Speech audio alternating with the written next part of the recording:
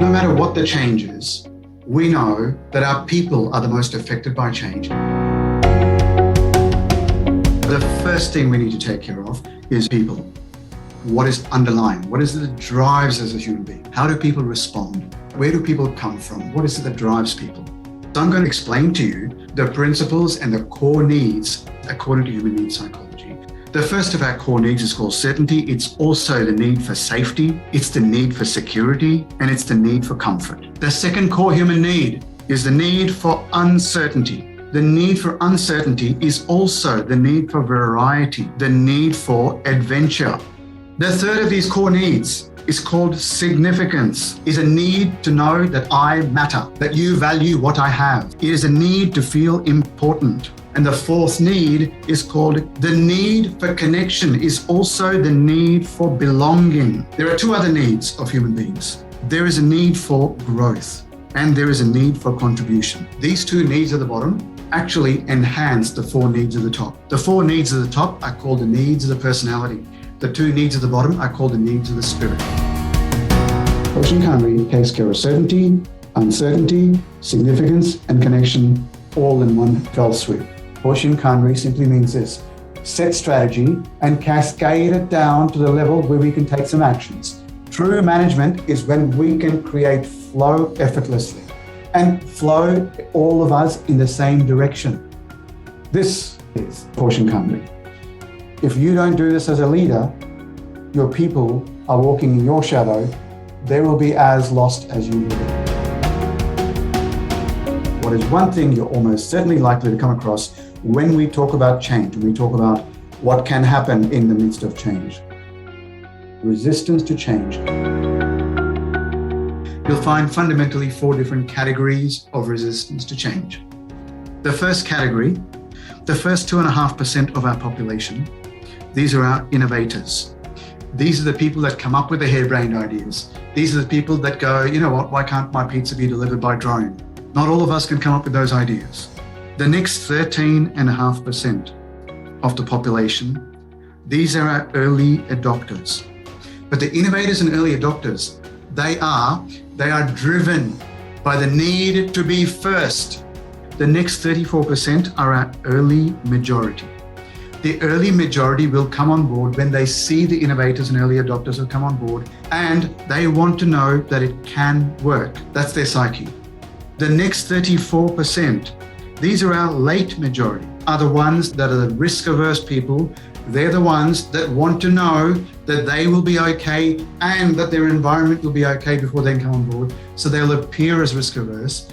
They want to know what can go wrong, and they want to know how we're going to mitigate it. They want to know that as well.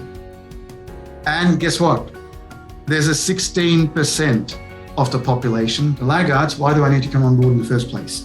The mistake that a lot of continuous improvement leadership make is focusing on potentially the squeakiest of wheels. Don't, because if we can take care of roughly 20% of the population and meet their needs to the fullest, that's a tipping point. There are three keys to resistance to change and how to overcome it.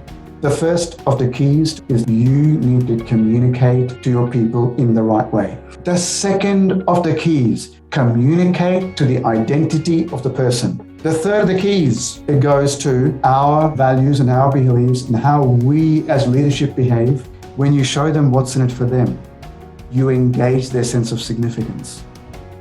When you communicate to the identity, you are taking care of their need to connect, and it also takes care of certainty and uncertainty. It takes care not only of their need for connection, it also enhances us showing them why they matter and why what they need and what they can contribute matters.